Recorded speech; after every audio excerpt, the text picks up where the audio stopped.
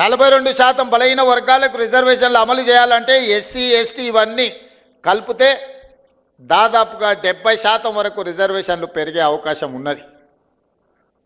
చంద్రశేఖరరావు గారు 2018లో పంచాయతీరాజ్ యాక్ట్ను తీసుకొచ్చిండు. వారు చేసిన చట్టం తెలంగాణ రాష్ట్రంలో 50%కి మించి ఎవ్వరికి రిజర్వేషన్లు ఇవ్వకుండా పక్కడబందిగా 50% మించకుండా 2018లో పంచాయతీరాజ్ యాక్ట్ను చంద్రశేఖరరావు గారు తీసుకొచ్చి చట్టం చేసిండు. ఇవాళ చట్టమే మనకు అడ్డంకిగా మారింది.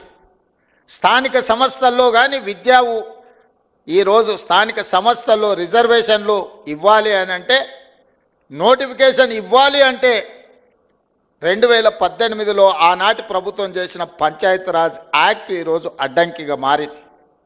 దాన్ని కూడా తక్షణమే కోర్టు ఆదేశాలు ఇచ్చింది. సెప్టెంబర్ 30 లోపల మీరు స్థానిక సంస్థల ఎన్నికలను నిర్వహించండి అని. మరి అత్యవసరంగా ఎన్నికలను నిర్వహించాలంటే ఈ చట్టం అడ్డంకిగా మారిందని, శాసనసభకు సమయం ఉందని మంత్రివర్గ సమావేశాన్ని ఏర్పాటు చేసి ఆర్డినెన్స్ తీసుకొచ్చి ఆ 50% అడ్డంకిని తొలగించండి అని ఆర్డినెన్స్ పాస్ చేసినాం. ఆ ఆర్డినెన్స్ కూడా గవర్నర్ గారి దగ్గరికి వెళ్ళింది. గవర్నర్ గారు అది కూడా ఆమోదించకుండా రాష్ట్రపతి గారికి పంపించారు. ఇవాళ విద్యా ఉద్యోగ అవకాశాలలో 42% రిజర్వేషన్, స్థానిక సంస్థల్లో 42% రిజర్వేషన్ బలహీన వర్గాలకు ఇచ్చే బిల్లులు రాష్ట్రపతి గారి దగ్గరనే ఉన్నాయి.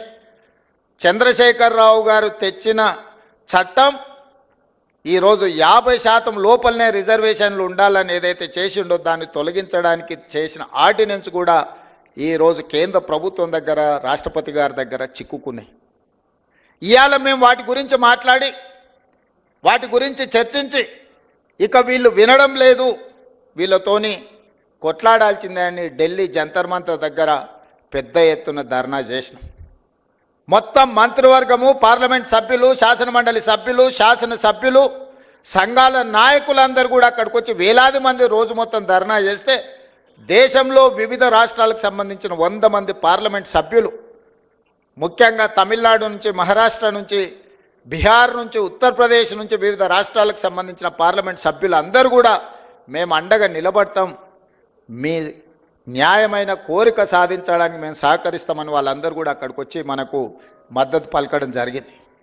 అయినా బీఆర్ఎస్ వాళ్ళు అక్కడికి రాలేదు, బీజేపీ వాళ్ళు అక్కడికి రాలేదు. నేను ఒకటే అడుగుతున్నది, కాంగ్రెస్ ధర్నా కాదు, కాంగ్రెస్కు లాభం చేకూర్చేది కాదు. బలహీన వర్గాలకు సంబంధించి బహుజనుల కోసం రిజర్వేషన్లను పెంచుదామని దేశంలో ఉండే అన్ని పక్షాలు అక్కడికి వచ్చి మద్దతు ఇచ్చినాయి. మరి బీజేపీ, బీఆర్ఎస్ అక్కడికి రాలేదు, మద్దతు పలకలేదు అని అంటే మీరందరూ ఆలోచన చెయ్యండి అని చెప్పి మీకు విజ్ఞప్తి చేస్తున్నా. నేను ఆరోపణలు చేయదలుచుకోలే, నేను విమర్శించదలుచుకోలే, కానీ సమస్యను పరిష్కరించే శక్తి వాళ్ళ దగ్గరనే ఉంది. ఈరోజు అడ్డుపడుతున్నది కిషన్ రెడ్డి గారు, మోడీ గారు కాదా? ఈరోజు రాష్ట్రపతి దగ్గర చిక్కుకున్న విద్యా ఉద్యోగ అవకాశాలలో 42% రిజర్వేషన్, స్థానిక సంస్థల్లో ఇవ్వాల్సిన 42% రిజర్వేషన్, చంద్రశేఖరరావు గారు తెచ్చిన 50% పరిమితిలోనే రిజర్వేషన్లు ఉండాలని తెచ్చిన ఆర్డినెన్స్ తొలగాలి అని అంటే కిషన్ రెడ్డి, మోడీ గారు రాష్ట్రపతి గారికి చెప్పాలి. అడ్డం పడే మీరు తొండి వాదన, మొండి వాదన చేస్తున్నారు. ఇందులో మీరు బీసీ రిజర్వేషన్లలో ముస్లింలను కలిపినరని, చదువుకున్న వాళ్ళు, కేంద్ర మంత్రులుగా పనిచేస్తున్న వాళ్ళు, ఈ దేశంలో రాజ్యాంగంలోనే ప్రొవిజన్ లేదు, మత ప్రాతిపదికన రిజర్వేషన్లకు తావు లేదు. మత ప్రాతిపదికన ఏ రిజర్వేషన్ ఉన్నా 2 నిమిషాలలో సుప్రీంకోర్టు కొట్టేస్తుంది. మేము పంపించిన బిల్లుల్లో కానీ, మేము పంపించిన ఆర్డినెన్స్లో కానీ ఎక్కడైనా మత ప్రాతిపదికన 1% 0.1% రిజర్వేషన్ అయినా ఉందా మీరు చూపించండి అని చెప్పి బీజేపీ, బీఆర్ఎస్ నాయకులను నేను అడుగుతున్నా. ఎందుకు అబద్ధాలతోనే బలహీన వర్గాలను అడ్డుకుంటున్నారు, బహుజనులకు అన్యాయం చేస్తున్నారని నేను వేదిక మీద నుంచి అడగదలుచుకున్నా. చట్టంలో ఎక్కడా లేదు. నిజంగానే ఒకవేళ ముస్లిం రిజర్వేషన్లను తీయాలన్న ఆలోచన మీకు ఉంటే, మీ సిద్ధాంతమే అదైతే, నాగ్పూర్లో ఆర్ఎస్ఎస్ కేంద్ర కార్యాలయం ఉంటుంది. 1970 నుంచి దాదాపుగా 20-25 ముస్లింలో ఉన్న, ముస్లిం మతాన్ని పాటించే సామాజిక వర్గాలకు బీసీ రిజర్వేషన్ మహారాష్ట్రలో ఉంది. మీరు తొలగించగలరా?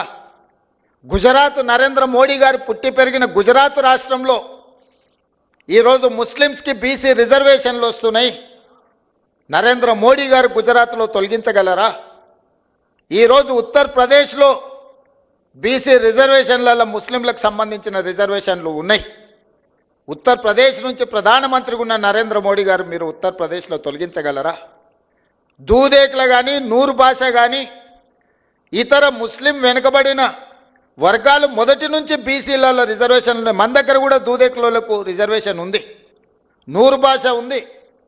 అదేవిధంగా బార్బర్ కమ్యూనిటీ కటింగ్ చేసే వాళ్ళు ముస్లింలలో ఉన్నారు, కుల వృత్తులు బట్టలు ఉతికే వాళ్ళు ఉన్నారు, దూది నేసే వాళ్ళు ఉన్నారు. వీళ్ళందరికీ కూడా బలహీన వర్గాల కింద రిజర్వేషన్లు ఉన్నాయి. 50-60 సంవత్సరాల నుంచి వాళ్ళకి రిజర్వేషన్లు ఉన్నాయి. ఇవాళ కొత్తగా ఎవరు ఇచ్చింది లేదు. ఈ ముసుగు దొడుక్కొని ముస్లిం ముసుగు దొడుక్కొని బహుజనులకు అన్యాయం చేయాలి, బహుజనులకు రిజర్వేషన్లు ఇవ్వొద్దు అని కొన్ని రాజకీయ పక్షాలు అడ్డుకుంటున్నాయి. ఇవాళ నిజంగానే తెలంగాణ రాష్ట్రంలో మేము ఇస్తే మేము చేసిన చట్టంలో ఎక్కడైనా ఉంటే చూపించండి.